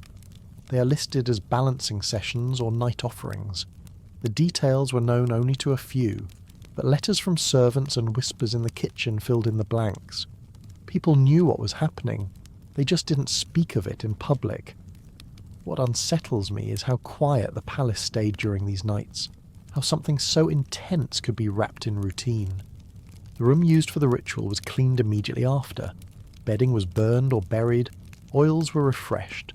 Some queens kept a cloth token from the act, a piece of fabric or a small charm. Others asked that nothing be saved. It depended on the woman and the court she served. There were stories, of course. Rumours that some guards removed their blindfolds, that some queens requested the same man twice, that children were born from these encounters and raised in secret. But none of these stories were ever confirmed. In the palace, silence was stronger than truth. The guards never returned to that room. Some became legends among the lower soldiers. Others were forgotten, but they all carried something that no one else could prove. A memory blurred by darkness, fear, and the weight of something they weren't meant to understand. As the Queen returned to her daily life, blessing the sick, walking the gardens, listening to court musicians, another guard somewhere in the palace might be selected. He would not be told why, only where to go and what not to say. In the next part, we'll look at a darker corner of royal pleasure, where kings used the bodies of animals, not as symbols, but as tools for arousal and ritual. Royal chambers often held more than just beds and tapestries. Hidden behind curtains and inside wooden boxes were objects that no guest was meant to see. Some of them were shaped like animals. Others were made from parts of animals. They were not for decoration. In certain palaces, kings and queens used these tools to arouse themselves or each other. What began as symbols of strength or fertility turned into items for private pleasure, often in ways that most people today would find disturbing. There were reports of kings using feathers, hides, and even living creatures as part of their sexual routines. One king was known to keep a fan made from peacock feathers beside his bed, but it was not for cooling. He used the stiff ends to stroke his thighs and stomach before sleep, believing the peacock's beauty would pass into his body. Another kept strips of snakeskin, which he would press against his chest or wrap around certain parts of his body. He said it helped keep his desire sharp. These items were chosen carefully. They were not random. The peacock symbolized pride and virility. The snake stood for temptation and regeneration. To the king, using them wasn't strange. It was part of a ritual. A servant would bring the items each night and then leave the room. What happened next stayed behind closed doors, but traces of the practice survived in letters, old journals, and quiet testimonies from former palace workers. There's something oddly tragic about a man who rules a kingdom but still needs a bird feather to feel alive. Queens had their versions of these rituals. In some courts, rumours spread that small animals were used to arouse the queen or soothe her nerves. Tiny mammals, like hairless ferrets or trained rodents, were said to be washed, oiled, and released under her skirts. No one ever confirmed these stories officially, but drawings found in the margins of medical texts hinted at such practices. A few servants claimed to have prepared the animals themselves, though their accounts were vague and full of fear. These animals were not harmed, at least not at first. They were trained to stay calm and move slowly. Their bodies were rubbed with oils mixed with herbs. Some queens believed the sensation helped relieve pain or ease tension during long ceremonies or when sleep would not come. The court called it a healing technique, but many believed it was something else. In addition to living creatures, royal bedrooms also contained objects carved from animal parts. Some of these items were shaped like male or female genitals. They were made from smooth bone, ivory, or even horn. A few were decorated with gold or wrapped in leather. They were stored in locked chests or hidden under mattresses. These were not toys. They were treated as personal instruments, often passed from one generation to the next. Some kings believed that using these objects brought them closer to nature. Others simply enjoyed the feeling. The materials were cool, heavy, and held up over time. A piece made from the leg bone of a deer or the rib of a boar could last for years. Some were shaped by palace craftsmen. Others were ordered from distant regions where certain animals were considered more potent. If today's royals had drawers full of sex tools made from elk ribs, I'm pretty sure the press wouldn't let them forget it. These items were sometimes used during rituals, especially when the king or queen was ill or preparing for a religious holiday. They were said to cleanse the body, awaken desire, or help channel divine energy. But in most cases, they were simply used for private pleasure. The ritual was just an excuse to keep them in reach. The use of animals in this way was never discussed openly. It was passed down through trusted servants, midwives, and healers. A girl training to serve the queen might be shown how to clean a carved piece or oil a feather, but she would be told never to speak of it again. Boys who worked in the king's quarters learned which bones went where, and how to polish them until they shone like marble. These practices were not seen as wrong. They were just part of palace life. The idea of using living creatures or dead ones for sexual purposes did not cause the same reaction it would today. In fact, in some courts, it was considered a mark of refinement to have such items. Guests who were close to the royal family sometimes received smaller versions as gifts. Not all rulers followed these habits. Some thought it foolish. Others found it offensive. But for those who did, it became routine.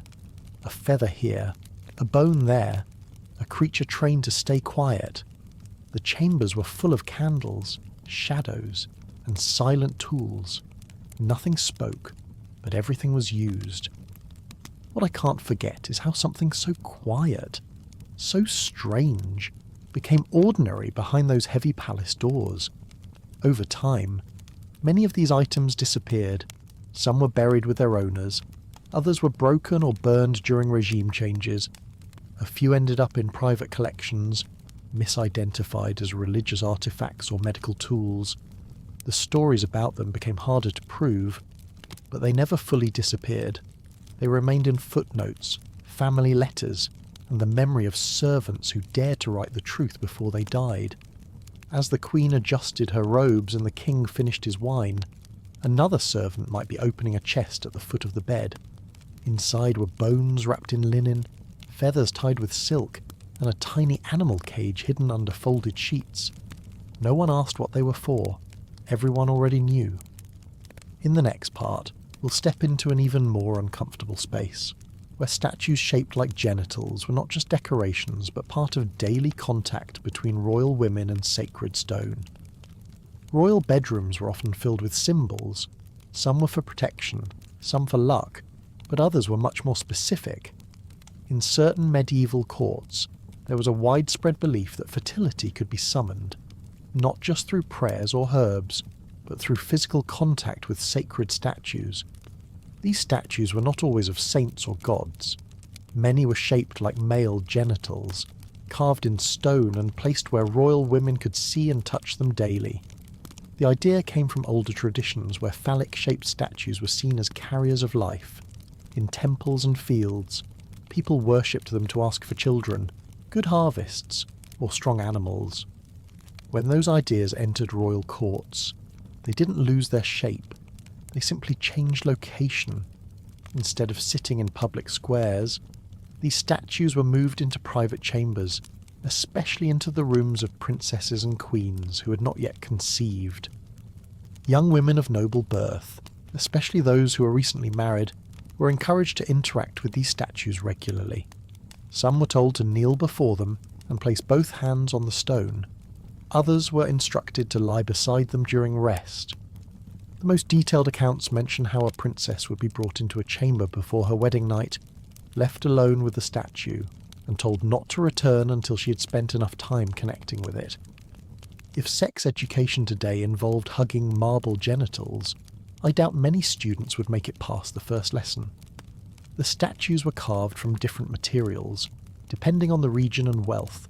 Some were made of smooth white marble, others from black basalt or reddish sandstone. The shape was always exaggerated, larger than life, and often placed at waist height. Some had carvings of vines or animals running along the shaft, symbolizing growth and vitality. A few were painted or rubbed with oils to keep the surface soft and warm to the touch. It was not uncommon for a young princess to grow up with one of these objects in her room. She was told it was sacred, that it had been blessed by priests, and that it had helped her grandmother, her aunt, and her mother before her. She was taught to approach it with respect. Some days she would lay flowers at its base. Other times, she would simply rest her forehead against it and whisper, wishes she was not allowed to say aloud in court. The touching was considered harmless and holy, but it didn't stop there. In certain courts, women were encouraged to do more than just lay hands on the statue. They were told to simulate the act of union, fully clothed but with intent. This was supposed to awaken their bodies, prepare their minds for childbirth, and please the spirits who watched over fertility. Servants were sent away during these moments, and the doors were locked until the bell rang for mealtime. Queens had similar practices. Some even kept their statues well into old age. There are records of one queen who refused to sleep unless her statue was nearby. She had it wrapped in red cloth and placed beside her pillow each night. Before bed, she would remove the cloth, kiss the statue gently, and hold it in her arms until she fell asleep. It was not considered strange. Her ladies-in-waiting were used to it. They cleaned the object like any other household item. There's something deeply surreal about tucking a stone phallus into bed next to a woman wearing a diamond crown. These statues were not hidden. In fact, in many noble households, they were displayed proudly. Guests might be led through halls lined with fertility figures, some holding wheat, others shaped like genitals. The meaning was clear. This was a house that honoured life, growth, and the future. And no one was embarrassed. Religious figures sometimes objected. A few bishops wrote letters asking that the statues be removed or burned. They called them pagan, shameful, or sinful. But most rulers ignored these requests.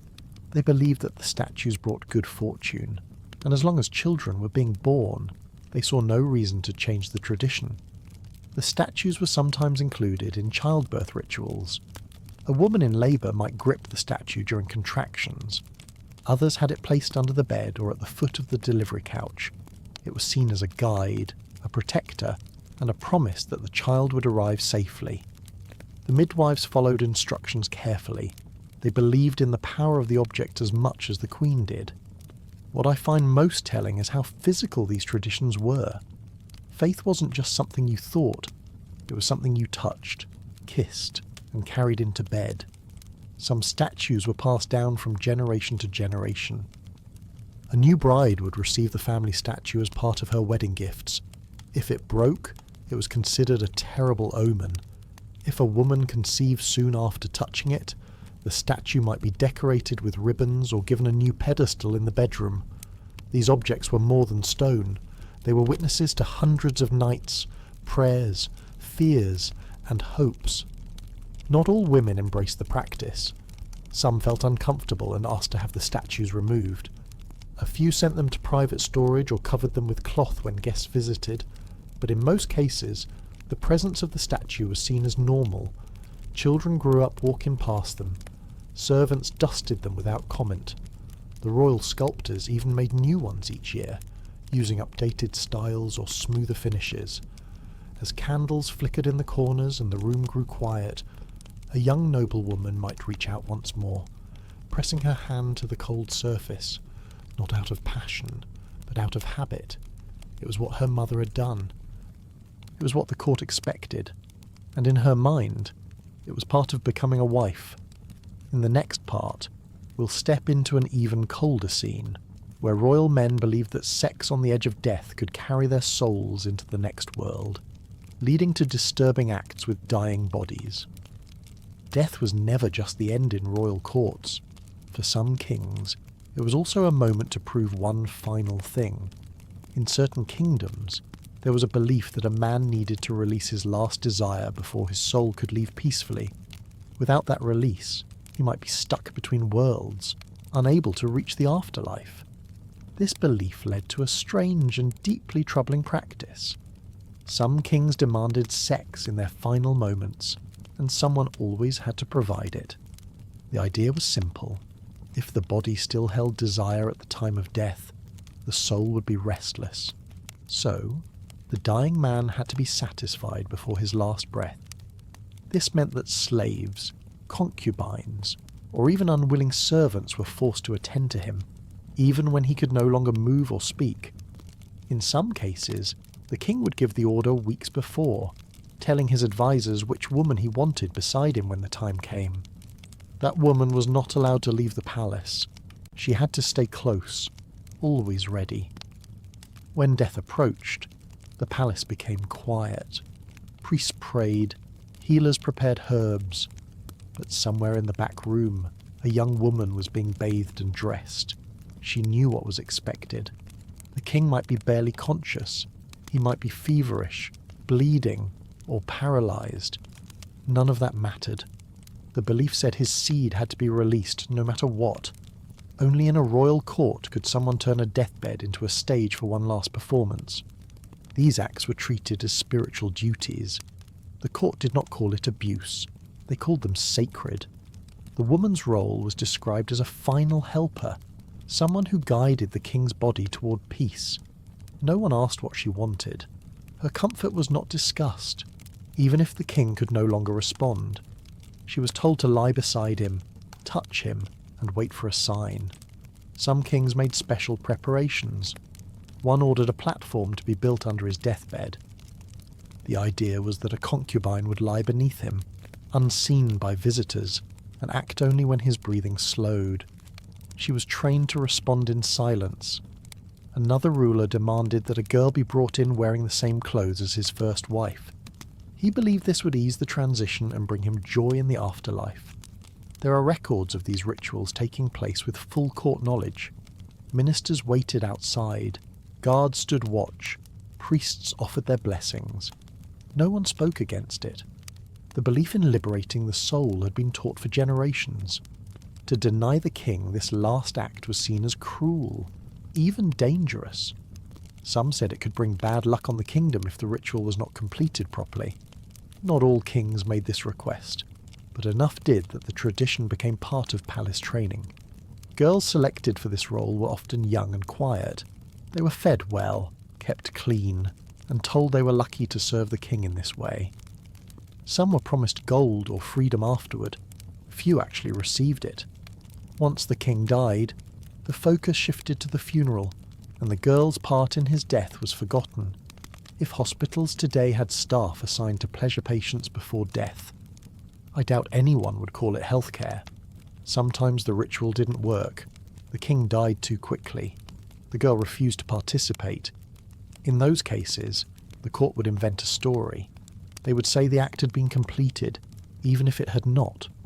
They believed the lie was safer than admitting the king had passed without release.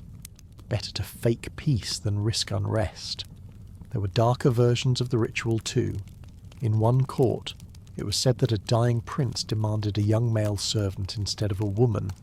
The servant was terrified but obeyed. After the act, he was given a cloak and told to leave the country. No one ever saw him again. Another story tells of a queen who was forced to receive her husband's final effort, even though he had already lost the ability to speak. The priest guided his hand while the queen cried in silence. These stories are not easy to read, but they were real. They were written in old letters, whispered in kitchens, and scribbled into the margins of medical books. The belief that sex could unlock the soul's door was strong enough to shape how people lived and how they died. In these courts, the body never stopped being useful, even in its final minutes. What stays with me is how death, which should be quiet and dignified, became just another place where power demanded its due. The women involved were rarely honoured. Most were dismissed quickly after the ritual. A few were sent to convents. Others were married off to guards or low-ranking nobles. The palace didn't want them around. Their presence was a reminder of what had happened, and the court preferred to forget. The rooms used for these acts were often sealed after the king's death. Some were turned into prayer spaces, others were left untouched, as if freezing the moment in stone and silence. The beds were burned, the sheets are buried, but the stories lingered. Servants passed them down, and generations later, they still reach us. Not everyone believed in the ritual.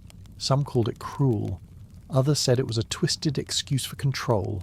But as long as the king believed it, no one could stop it. He was the centre of the world, and if he said he needed to be touched before death, someone was forced to obey.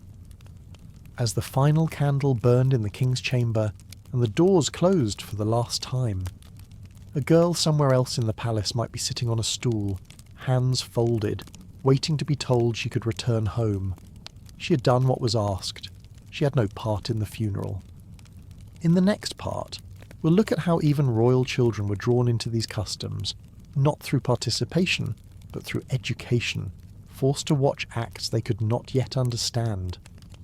In some medieval royal courts, sex was not only something that adults experienced, it was also something that children were expected to observe, especially boys.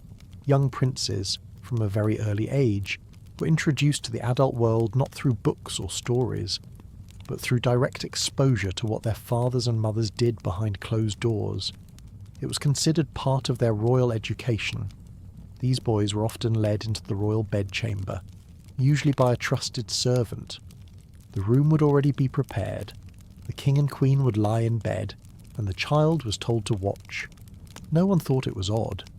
It was believed that this experience would teach him how to become a strong man, a capable ruler, and most importantly, a fertile husband. To the people running the palace, the earlier he learned, the better.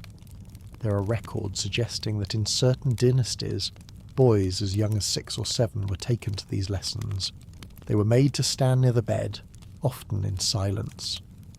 Sometimes they were allowed to ask questions afterward, but most of the time, they were expected to remember what they saw and keep it to themselves. They were not given space to react emotionally. Crying or asking to leave could be seen as weakness or disobedience. Apparently, some royal educators thought the birds and the bees should come with royal curtains and live demonstrations. As the boy grew older, his role became more active. He might be assigned to assist in the sleeping chambers. These roles were sometimes labelled as bed attendants or night servants. Their official duty was to prepare the room, manage the linens, and stand ready with whatever the king or queen needed during the night. But in practice, the lines between service and exposure blurred quickly. A few of these boys were placed in situations where they saw sex happen regularly. Some had to help clean the bed after it was over. Others had to bring water for washing or oils for massaging. In some extreme cases, they were told to stay close to the bed and assist if needed. These were not professional positions. These were children who happened to be born in a palace and were told this was normal. Girls faced a different kind of expectation. While boys were trained to witness, royal daughters were groomed to participate. From a young age, they were taught how to behave like a queen. That included learning how to become a wife. In certain courts, this process started shockingly early. There are verified accounts of royal girls being married off before they even reached puberty. Some were engaged before they turned 8. Others were sent away at 9 or 10 to live with older husbands. The idea was to secure political ties as early as possible. Whether or not the girl was physically mature did not matter. Her body was part of the diplomatic arrangement, and once she arrived in her new household, she was expected to act like a proper wife. There were instances where the marriage was ceremonial at first. The couple lived together but were not expected to consummate the union until the girl was older. However, in many cases, that line was not respected. Husbands did not always wait, and there was no real way to enforce any delay. A powerful man could take what he wanted. The girl had no protection. Some princesses were forced to share beds with their new husbands before they even knew what marriage truly meant. They bled, they cried, and they were told to be quiet. If they survived, they were praised for being obedient daughters. If they suffered, their stories were rarely written down. But sometimes, the pain was visible in letters, journals, or quiet complaints from court officials who witnessed the aftermath. In modern times, this wouldn't be called education or alliance building. It would be called child abuse. There was one case in a Northern European court where a 10-year-old princess was sent to marry a distant cousin. The wedding included a public ceremony, but the bedding was meant to happen privately. Her lady-in-waiting later described how the girl trembled throughout the night and had to be carried from the room the next morning. No one punished the groom. Instead, they congratulated him. This kind of treatment was normalized because it came from tradition. People thought they were protecting the family's future.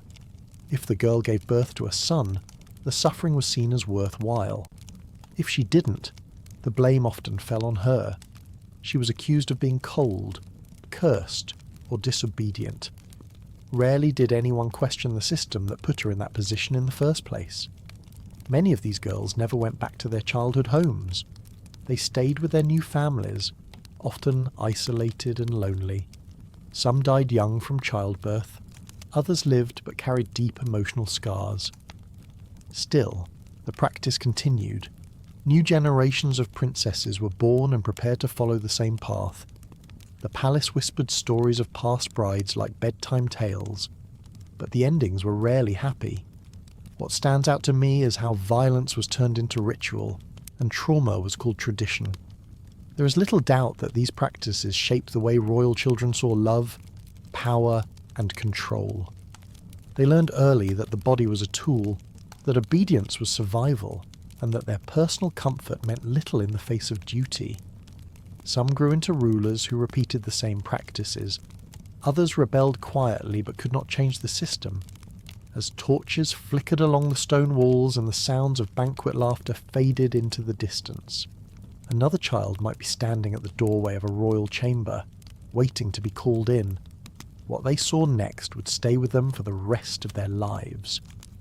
In the next part, We'll explore how political rivalry sometimes pushed kings to force their wives into humiliating sexual acts as punishment, not just behind closed doors, but in front of the very court that once cheered their union. If you think royal marriages were grand affairs filled with joy and celebration, you might want to look again at how some of them actually happened. In many medieval courts, marriage was not about love or companionship, it was about power. Some kings didn't marry because they liked the woman. They married because she came with a signature from another ruler. The wedding was not a family event. It was a diplomatic transaction. A princess from a neighbouring kingdom might be chosen at a young age. She had never seen the man she was going to marry. She didn't speak his language. She was told it was her duty. So she packed her belongings, rode for weeks across strange lands, and arrived at a court where everything looked unfamiliar. Her father had made an agreement, and now her body was part of the deal. She was not asked what she wanted. She was just handed over. The wedding would be arranged quickly. The guests would be dressed well. The food would be fine. The bride would be wrapped in fabric that dragged along the floor. When the feast ended, the couple was taken to a room. It was large but empty. The guard stood outside. The king rarely stayed long. Sometimes he didn't even show up. But the marriage was declared complete. Apparently, a cold room and a tired girl were enough to settle political tension between kingdoms. The bride was often left alone after the first night. She wasn't given much explanation. The servants called her queen, but she didn't feel like one. Her husband did not visit. He had done what he was supposed to do. The real value was in the signature on the treaty, not the person in the dress. If she had a child, that was a bonus. If she didn't, nobody asked her twice. She was a seal on a piece of paper, nothing more. In some places, the wedding night had to be witnessed, not the act itself, but at least the beginning. Trusted nobles were told to watch as the couple entered the room. Curtains were drawn. Doors were locked. Then the reports were written. These were kept in the archives, in case someone ever challenged the marriage. The bride's word didn't matter. Only the documents did. Some courts went further. There were rumours that the wedding night was staged like a performance. Candles were placed carefully. Witnesses stood nearby. The bride was told what to do. If she refused, she was threatened. A king needed proof, not of love, but of possession. In modern terms, it was like forcing someone to smile for a photo they didn't agree to take, then using that photo to win a war. There were even instances where early forms of recording were used. Not detailed videos, but sketches, written descriptions, and, in some periods, even photos. These were not meant for the public. They were stored with legal papers to remind future rulers that this woman had been claimed. Her dignity didn't matter. Her silence was expected. After the wedding, she was taken to another room.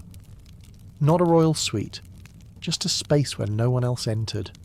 The windows were small, the walls were thick, a chair, a bed, maybe a chest. The food was delivered quietly. She might stay there for days. No one explained why. It was tradition, they said. Isolation helped her adjust. But really, it just made her disappear. Some of these women never left those rooms. They stayed hidden for years. Their names remained in the family records, but they were not seen in ceremonies. They were not painted in portraits. They were not spoken of. Their usefulness had ended. To me, it's striking how many royal marriages looked more like a trade agreement than a human connection. Sometimes, the bride's role didn't even include producing children. If the alliance didn't work out, she was blamed. If the king grew bored, she was ignored. In some cases, she was returned to her home country with a letter stating her failure. These letters didn't spare her feelings. They described her health, her behaviour, even her body. She was judged, not as a person, but as a failed investment. One bride was sent from a small kingdom in the hills to a rich empire by the sea. The journey took weeks. She arrived pale and tired. The king greeted her, then vanished. She was placed in a room and told to rest. Months passed. No one visited her.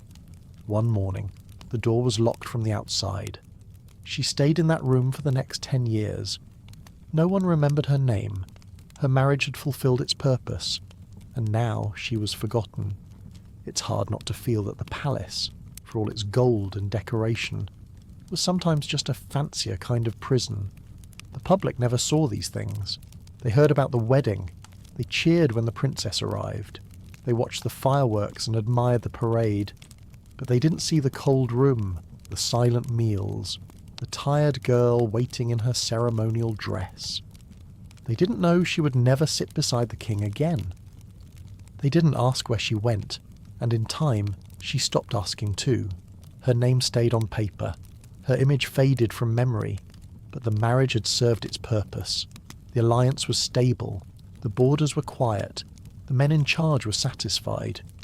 As the candles burned low and the hallway outside her room grew quiet, she might lie awake, wondering if anyone even remembered what her voice sounded like. In the next part, we'll see what happened when sex wasn't used for diplomacy anymore, but as a weapon to crush pride and punish rivals in front of an entire court. If you think royal bedrooms were always filled with romance, candlelight, and carefully practiced courtship, the truth might take you by surprise.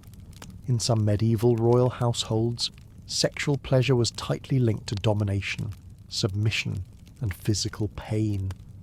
What happened behind closed doors was not always about affection or duty. Sometimes it was about control, and sometimes it was about surrendering that control in the most deliberate way.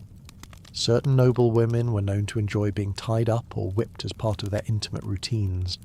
This wasn't whispered in fear or hidden in shame. It was part of what they expected and, in some cases, demanded. The idea of pain blending into pleasure was not new. Even in these conservative environments, silk cords and leather straps were kept discreetly in ornate boxes. Whips were not used for punishment, but for arousal. What might shock modern readers was, at the time, simply one of many practices hidden in the royal chambers. These women didn't necessarily see themselves as victims. For some of them, it was a source of emotional release. A noble woman who had to act composed all day, curtsy in silence, and speak only when spoken to, might choose to reverse that order at night. She could kneel, be tied, be struck, and feel free. It didn't always come from trauma. It came from desire. It's strange how pain, in some rooms of the palace, was not something to fear, but something to pay extra for. Among the male royals, there were those who found equal interest in this power dynamic. Some didn't want to be in charge. They didn't want to issue orders. They wanted to be ordered around. A few princes, especially those raised in strict courts, were known to hire servants or trained companions to take on a dominant role. These roles were carefully selected. The servants might be dressed in theatrical costumes. The prince might be blindfolded, bound, and told to kneel.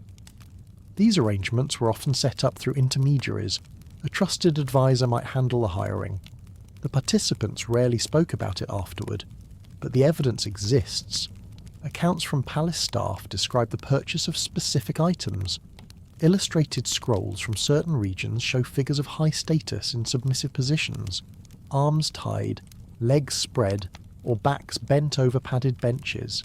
It's not just a rumour. Some of these drawings were detailed and kept in sealed collections, not for art, but for record. Today, it would be like discovering a royal photo album that belonged more in a private dungeon than a national archive. In one court, a nobleman had an entire room set aside for these preferences. The walls were lined with hooks and velvet ropes. There was a carved bench in the centre and iron loops attached to the floor. The room was not marked on any floor plan. It was always kept locked. Only a handful of people had the keys. But the servants who cleaned it described the markings on the wood and the scent of wax on the surfaces. It was not a place for casual rest. Some royal partners were chosen because of these preferences. A queen consort might be selected in part because she was discreet and cooperative, but she might also be appreciated for being open to refinement. a phrase that, in certain journals, referred to tolerance or even enthusiasm for physical submission. These journals did not use medical or clinical language.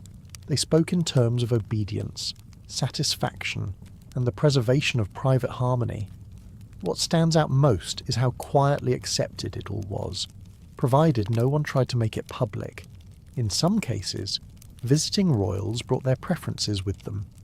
There are notes of foreign queens asking palace staff to install special locks on their bedposts, or requesting rooms with stone floors instead of wood. These weren't random requests. They were part of a routine. Travelling with ropes and restraints wasn't scandalous if no one asked questions. The boundary between performance and intimacy often disappeared. Costumes, titles, and roles flowed into the nightly routines. A prince might crawl on the floor while being spoken to like a servant. A princess might be suspended by ropes and asked to remain still. These were not punishments. They were acts agreed upon, if not always joyfully, then at least with understanding. There is one preserved image of a royal woman, blindfolded, her wrists tied behind her back, standing naked next to a basin. She was flanked by two women in robes. The caption beneath the image described her as awaiting renewal. There was no shame in the text, no warning, just a label. It was part of a personal archive. That archive now sits in a private European collection, sealed in glass. I can't help but wonder what these people thought when they looked in the mirror the next morning. For all the attention paid to appearances in public, what happened in private rarely matched the polished image. Behind the jewels and embroidered robes were ropes, lashes, commands, and soft whimpers. Not all of it was harmful, but not all of it was healthy either. It was a world that ran on both ritual and release. Most of these stories remained inside the palace walls. Only the staff, the scribes, and sometimes the healers knew the full details. But fragments survive. A line in a diary, a drawing in the margins, a broken whip hidden in the lining of a chest. These fragments tell a story that was never read aloud in court, but one that echoed in its darkest rooms. As another curtain closed and a servant quietly gathered the ropes, a different kind of power had been exercised.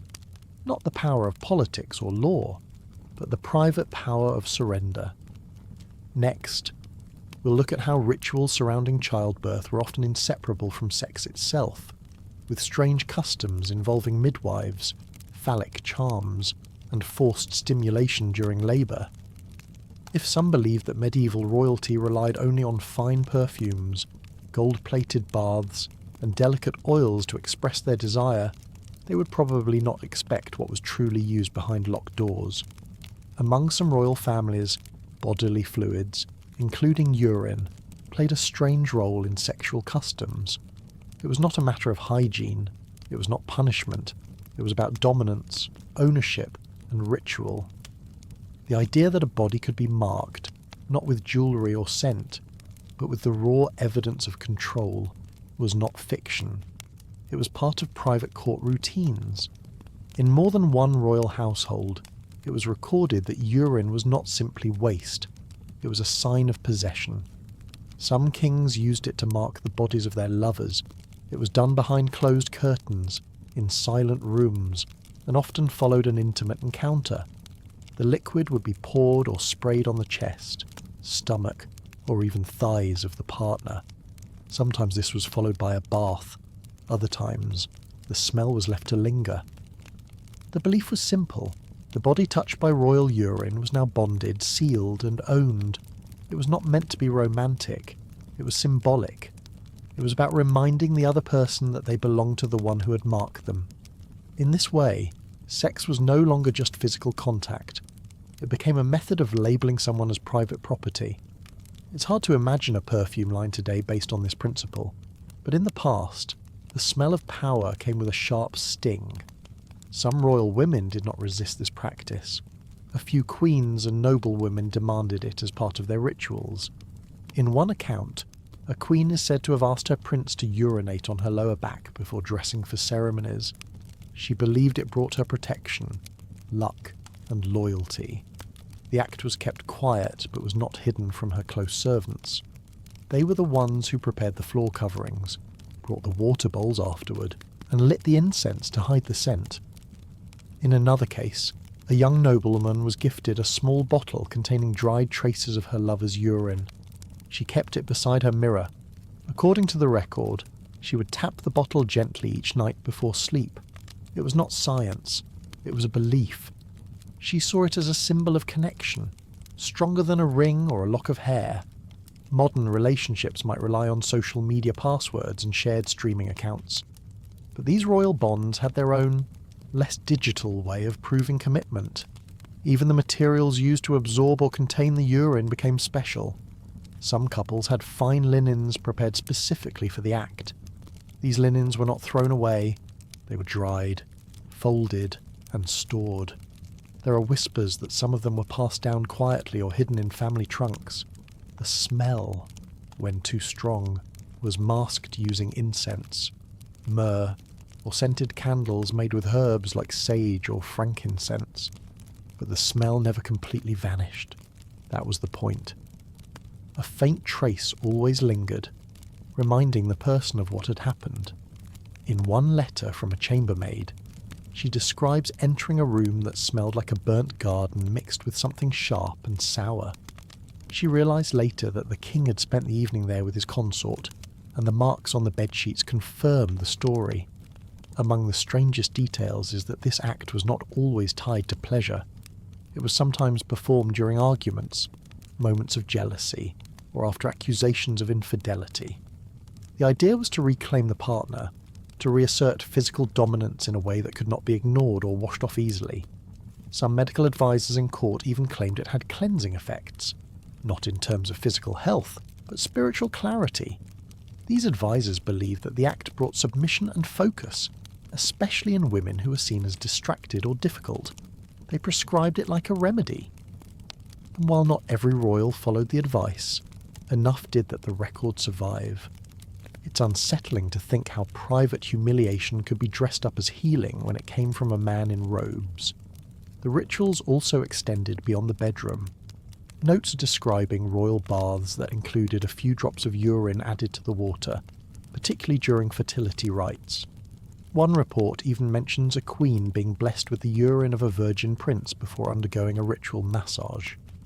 These practices were not discussed in public, but they were known among the inner circles of court attendants. What complicates these stories is the question of consent. Did all parties agree? Were they willing? Or was this simply another expectation forced onto those without power? The answer likely varies from case to case. In some relationships, the act was clearly mutual. In others, it appears to have been endured rather than chosen. There are still preserved jars, labelled in old dialects, that contain darkened stains and sealed lids. Some historians believe they once held the fluids of kings and queens. Their presence in private vaults and forgotten collections suggests that this aspect of court life was not isolated or rare. It was just something that never made it into the official portraits or royal biographies. These stories are not often taught in school. They live in the margins of journals, in coded language, or in the cautious notes of scholars who dare to explore what royalty did outside of the throne room. Yet they offer a deeper understanding of how human these people truly were. Powerful, yes, but also possessive, fearful, and desperate to control what they could. And sometimes, what they chose to control was the scent left on someone else's skin. Up next, we'll move into the royal ritual surrounding childbirth, where sex, pain, and blood were mixed with candles, charms, and the urgent pressure to produce an heir. Some royal families did not always rely on titles and rituals to exercise their control. There were moments when kings, queens, and princes sought a different kind of experience, one that seemed ordinary from the outside but was fully calculated in intention. Instead of commanding from a throne or issuing orders from behind embroidered curtains, some of them put on the garments of the people they ruled and slipped through palace corridors unnoticed. These weren't innocent games of pretend. They were decisions rooted in desire, secrecy, and power. Some kings dressed like palace guards, not because they had to, but because they wanted to, wearing plain wool tunics, rough leather belts, and sandals without gold trim. They moved past servants and footmen like shadows. They did not use royal seals or heralds to announce themselves. They preferred to walk through the sleeping wings of the palace at night, entering rooms without knocking. A servant girl who had seen the king earlier in the day, robed in silk and shaded by peacock feather fans, now saw a man who looked like a stranger, quiet and commanding. His status remained, even if his appearance didn't. The illusion gave him something he couldn't have in daylight. It let him approach without being worshipped. But that didn't mean the power disappeared. It's hard to talk about consent when the man pretending to be a guard could have you executed before sunrise. There are records, scattered in court documents and private letters, of young maids bearing royal children after nights like these. The children were not always acknowledged, but they were not always hidden either. Sometimes the women were sent away, sometimes they were married off quietly, but the king remained untouched. Princes followed the same pattern. Some did it to impress each other, bragging about how many rooms they'd snuck into. Others used it as a way to seduce noblewomen already married to their father's advisors. Wearing a servant's cloak, a prince could enter the chambers of a lord's wife and act like a messenger or a helper. What happened next often remained a secret, especially if the woman said nothing. If she resisted, the prince could simply reveal his identity and end the situation in his favour. If she gave in, whether willingly or out of fear, the entire matter would be buried by morning. In today's world, this would be viewed as a terrifying abuse of disguise and power. In those times, it was seen as clever, even charming. Some princes were praised in chronicles for their ability to move among the people, though the writers never explained what those movements actually involved. It wasn't just the men. There were queens who felt caged inside the walls of the palace. While their husbands were away or distracted, some of these royal women found ways to experience what they believed to be freedom. One common method was dressing as a commoner, leaving the palace through servant tunnels or hidden gates, and entering the lower parts of the city. In the darkness of night, their jewels were replaced with fabric ribbons, their perfume was replaced with smoke, their names are never spoken. One royal woman is said to have entered a brothel under a false name and offered herself for coins. The men who accepted her never knew who she was. She returned before dawn, escorted by a loyal handmaid who said nothing. The queen's behaviour was not discovered for months. When it was, she claimed she had been seeking true connection. Whether anyone believed her is unclear. What is clear is that she was not punished. If you ever wondered whether royalty could feel anonymous, the answer is yes, but only when they pretended to be someone they ruled. The need for this disguise tells us something important. Royal status came with control, but also with restrictions. Every movement, every word, every glance was watched. Stepping out of that role, even for a single night, gave them the illusion of release. It didn't change the structure, but it made them feel less trapped. There were even rehearsals inside palace walls. Princes practiced walking like farmers.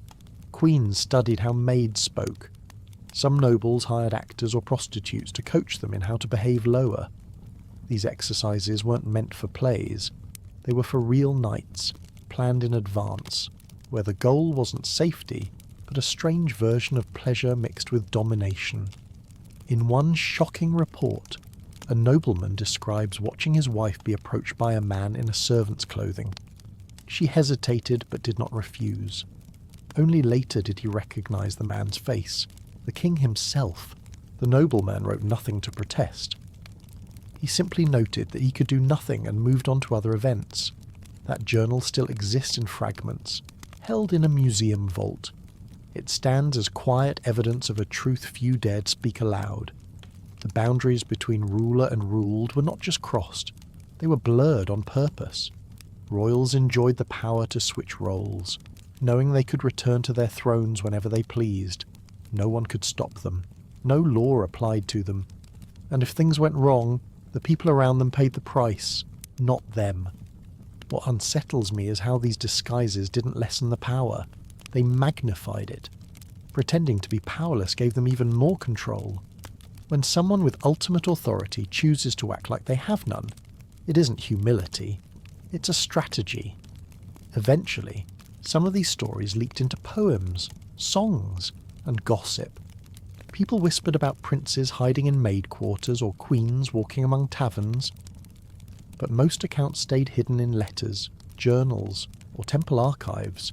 They weren't meant to be remembered. They were meant to be erased. But enough remains to see the pattern. The need for disguise in royal sex tells us how deeply broken the system was. When the most powerful people in the land had to pretend to be powerless to feel pleasure, something was off. These weren't ordinary games. They were symptoms of a culture where hierarchy reached into the most private spaces, where even desire needed a script, a mask, and a locked door. The next part will take us even deeper into the palace's darkness, where the roles are reversed once again, and those once treated as tools become trophies, and sometimes sacrifices. There were acts that even the palace did not speak of, not because they were crimes, but because they mixed two things that were supposed to stay separate: religion and desire. For most people in the kingdom, the idea of using something sacred for personal pleasure would be considered blasphemy. But behind the doors of royal chambers, the opposite was sometimes true. Some members of the royal family believed that spiritual objects could heighten their sexual experiences. Not only that, they thought it could bring them closer to the divine. Inside private rooms of queens and princes, among gold-trimmed mirrors and velvet pillows, were collections of items never meant for worship in the usual sense. Relics brought from churches, small statues of saints, pieces of bone believed to belong to holy men, and even wooden crucifixes. They weren't displayed for guests or stored in temples. They were used in ways that shocked even their most loyal servants. Some women in the royal household kept these objects wrapped in silk under their mattresses. Some men had them hidden in boxes labelled as prayer kits. There are records of royal women using small saint figurines as tools for stimulation. These weren't rumours whispered by enemies. They came from the journals of ladies-in-waiting and notes from royal physicians. A carved wooden image of a bishop with a long staff or a bone fragment wrapped in cloth became more than symbolic. It became a part of personal ritual, not a public prayer, a private act. It's strange how something seen as holy could be repurposed into something so personal, yet no one dared stop it. The royal name alone made it untouchable. If a commoner had done the same, they would have been burned or exiled. But when a queen did it, the priests chose silence. They said nothing. Some may have even assisted. There were priests assigned to the palace, men of faith who oversaw religious education, confession, and spiritual balance. Some of them were fully aware of what happened behind the curtains. They knew when a relic went missing. They recognized when a statue had been cleaned too often or returned with odd stains. But they didn't report it. Sometimes they were offered gold. Sometimes they were told it was part of a vision or ritual. Most of the time, they just turned their heads. One letter from a young clergyman described walking into a queen's chamber with a bowl of incense. He saw her kneeling at the edge of her bed, eyes closed, one hand gripping a carved ivory saint. She didn't stop. She didn't hide. She looked at him once and then continued. He wrote in his letter that he felt like an intruder in both the house of God and the house of the flesh. The letter was hidden for decades and only found when church archives were being moved centuries later. In modern terms, it would be like someone using a national flag as a personal toy and then expecting full respect from the public the next morning. The difference is, back then, no one could criticize. Kings were chosen by God. Queens were seen as divine vessels. What they did with religious items was seen not as sin but as mystery. Only when those mysteries became too visible did anyone raise concern. There were times when royal children stumbled upon these objects and asked questions. They were told the relics were tools for prayer. Sometimes those explanations were enough. Other times, the children copied what they saw, believing it was part of becoming holy. One disturbing account from a palace servant tells of a young princess found in a linen closet. holding a piece of bone to her chest, whispering words she barely understood. Some of the relics used were stolen from monasteries or purchased from travelling monks. Others were gifts from bishops hoping to win favour. They never asked how the items were used. They only asked whether the king or queen was pleased. What happened next was not their concern. The chain of silence was thick and well guarded. There was also a belief in the healing power of sacred objects when combined with sexual release. A queen with fertility issues once confessed to her midwife that she had used a relic of St. Agnes during nightly acts, hoping to be blessed with a son. She never conceived. But she believed the effort itself was seen by heaven. Her logic was simple. If God made the body and God made the relic, then using both together could not be wrong. To me, this shows how far belief can stretch when mixed with loneliness, power, and desperation.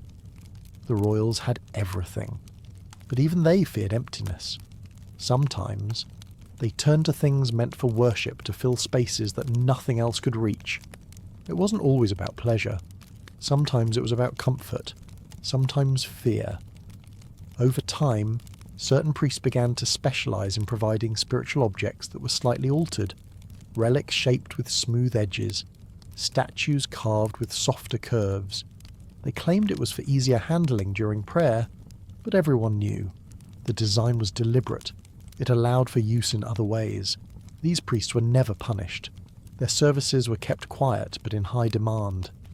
There were storage rooms in some castles filled with chests of forgotten relics. When opened centuries later, they were found alongside silk cloths, jars of scented oil, and handwritten notes in faded ink. These weren't museum pieces. They were fragments of private history, silent evidence of what had once been routine behind the palace walls. None of this ever made it into the official church records. No bishop dared write that the Queen had borrowed a saint's toe bone and returned it broken. No historian dared describe how a carved cross had to be replaced every month, but servants talked. Maids whispered, guards shared stories over ale, and eventually some wrote them down. What's most surprising is not that it happened, but that it was protected so carefully for so long. No scandal, no punishment, just silence. That silence was more powerful than the law. It kept the royal image intact, even when the truth was carved into wood and bone beneath their beds. In the next part, we'll turn from objects to rituals again. This time, to examine what happened when sexual acts became part of political theatre, where performance was not only expected, but sometimes demanded before a witness. Among the lesser-known practices of medieval royalty, there existed a dark and disturbing ritual that few ever spoke of aloud. These rites did not appear in public records or grand chronicles, but instead lived in the shadows of personal journals, hushed whispers, and forgotten corridors. In certain kingdoms, the belief that one could absorb the power or spirit of a living creature by engaging with its body after death was not only tolerated, it was ritualized. The act itself was cloaked in layers of symbolism and spiritual justification, but when stripped of context, it involved sexual contact with animal corpses. Animals chosen for these rites were not random. They were often young and healthy specimens of goats, sheep, or calves, selected days in advance by court priests and animal handlers.